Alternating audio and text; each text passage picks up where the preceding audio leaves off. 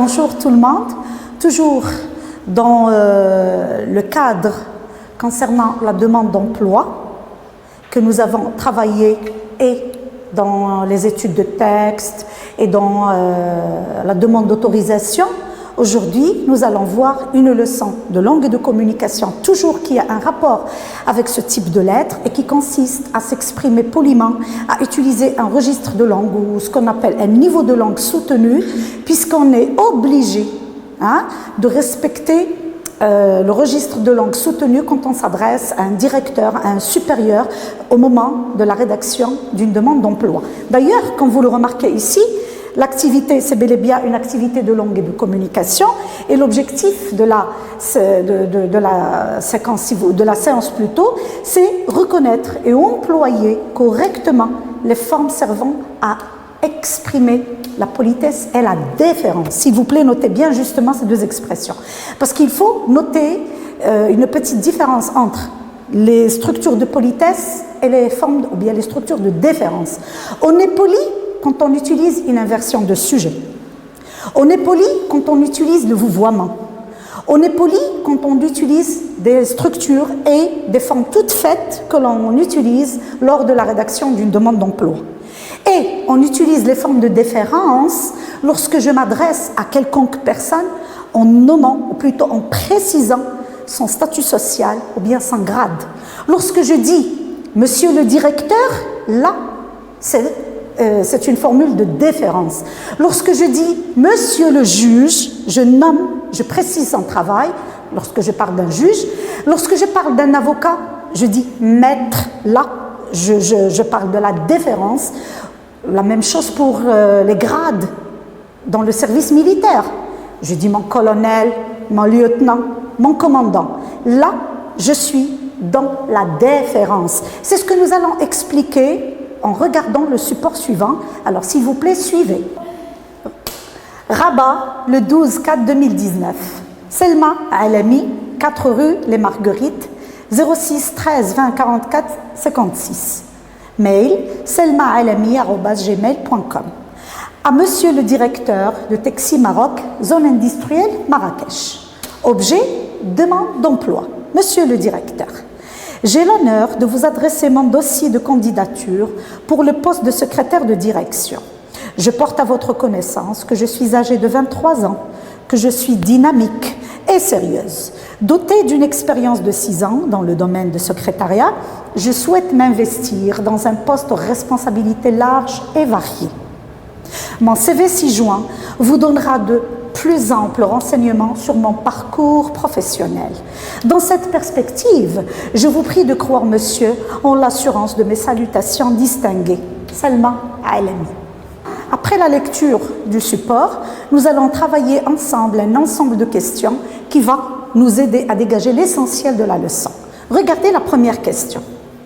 Relève dans cette lettre les éléments suivants. On vous demande de relever le genre, l'émetteur, le destinataire et l'objet. 4 éléments. Alors, revenons au support pour les souligner ou plutôt les relever ensemble.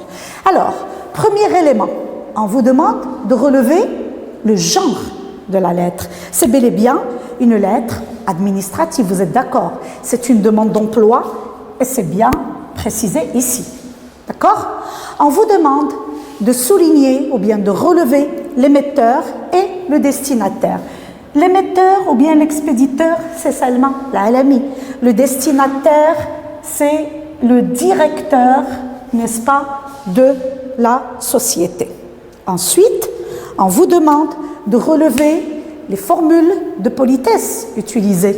Donc, nous avons la première qui concerne la formule d'appel. Nous avons la dernière. Et tout au long du texte, on va rencontrer des structures, des emplois justement que l'émetteur ou bien l'expéditeur a utilisé pour s'exprimer poliment. Nous avons « j'ai l'honneur ». Ensuite, le vouvoiement. D'accord? Qu'est-ce qu'on a encore? Je porte à votre connaissance que je suis âgée de 23 ans, que je suis dynamique, sérieuse. Qu'est-ce qu'on a encore? Je souhaite, le désir, c'est une Manière de s'exprimer poliment. M'investir dans un poste aux responsabilités larges et variées. Mon CV vous donnera le vouvoiement, n'est-ce pas? Alors, je crois que c'est tout ce qu'on a. Et vous voyez bien que c'est un texte riche en formules de politesse et en expressions dans lesquelles l'émetteur montre combien il est poli à l'égard de son employeur, ou plutôt son potentiel employeur. On passe à la question suivante maintenant. Qu'est-ce qu'on vous demande? Regardez le questionnaire.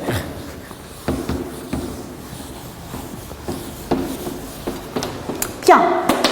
Quel niveau de langue la candidate utilise-t-elle? Vous avez tous remarqué que le niveau, il est soutenu.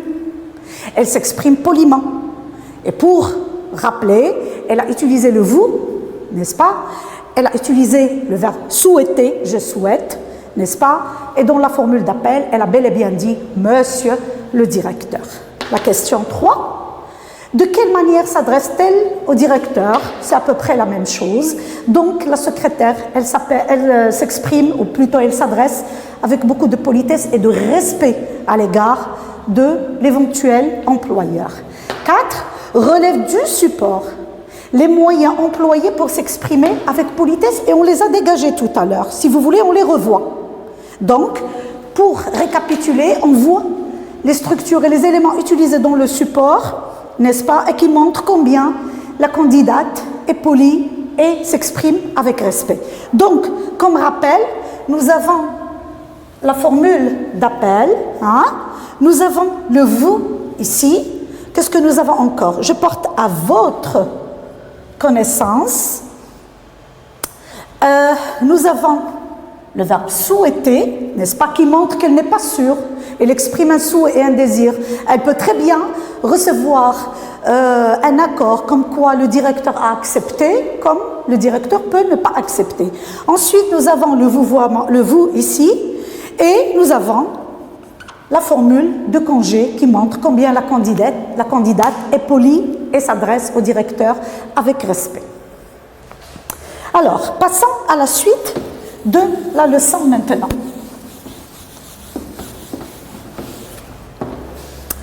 Alors, regardez, c'est l'essentiel de la leçon.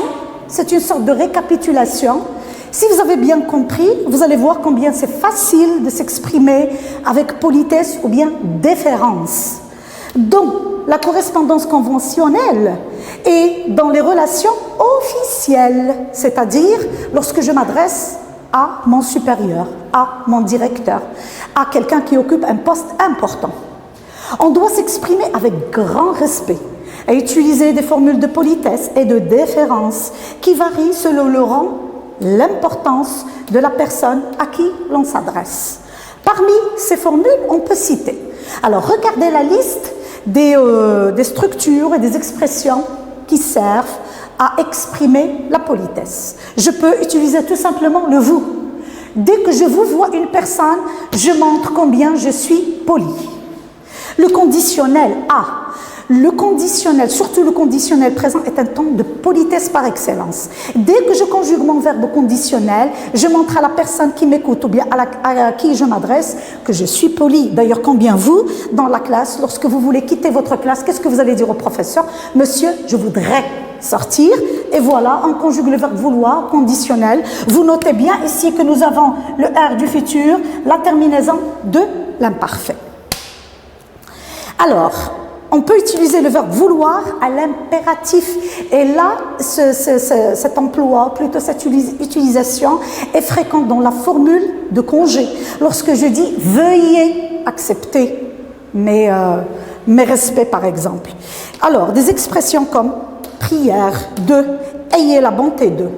Maintenant que nous avons compris comment s'exprimer avec politesse et avec déférence, je vous propose un exercice pour concrétiser tout ce qui a été dit et pour mettre en évidence justement ces formules de politesse et de déférence. Suivez la consigne. Précise si chaque énoncé exprime une politesse ou une déférence, et d'ailleurs on va les souligner, on va les mentionner.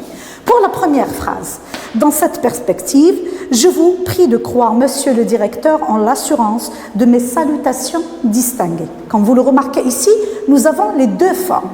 Nous nous sommes exprimés en politesse en utilisant le vous, je vous prie, d'accord? Et nous avons aussi exprimé la déférence en précisant le statut et le rang social de la personne à qui on adresse cette phrase. C'est bel et bien un directeur, donc c'est la déférence, n'est-ce pas?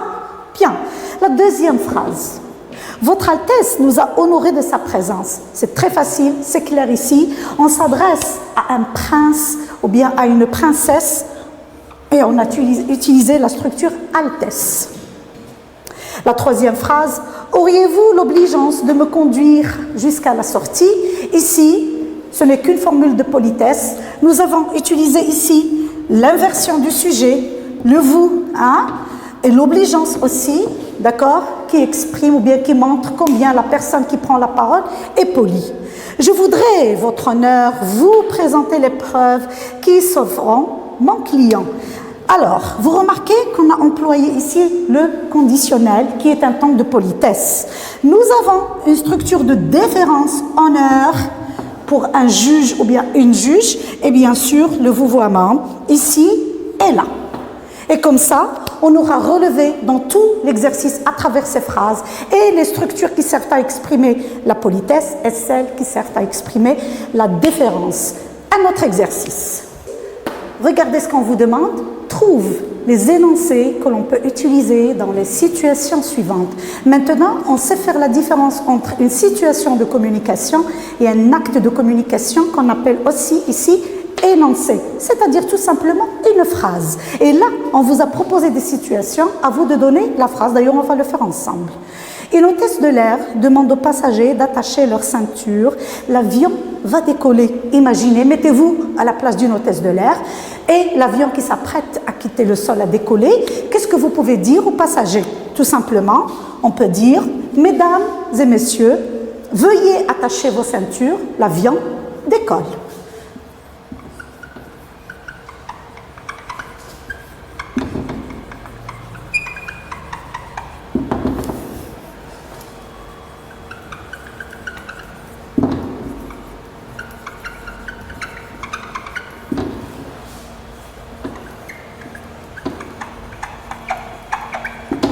D'accord? Mesdames et messieurs, veuillez attacher vos ceintures. La deuxième situation, le juge demande à l'avocat de reprendre sa plaidoirie. Là, c'est strictement un acte où vous devez exprimer la déférence. Le juge qui s'adresse à un avocat. Pour un avocat, qu'est-ce qu'on va dire? Maître. Donc, déjà, le juge va commencer comme ça. Maître, voulez-vous reprendre votre plaidoirie ou bien est-ce que vous pouvez reprendre votre plaidoirie, maître? D'accord? Maître, voulez-vous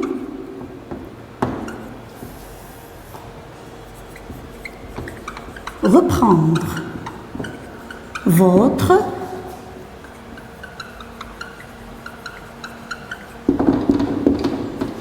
Maître, voulez-vous reprendre votre plaidoirie? Un élève remercie son professeur une élève remercie son professeur qui l'a aidé moralement. Les filles, mettez-vous à la place de cet élève. Qu'est-ce que vous allez dire à votre professeur, à un de vos professeurs qui un jour vous a présenté ou bien vous a aidé moralement? Tout simplement, monsieur ou bien madame, monsieur, merci de m'avoir aidé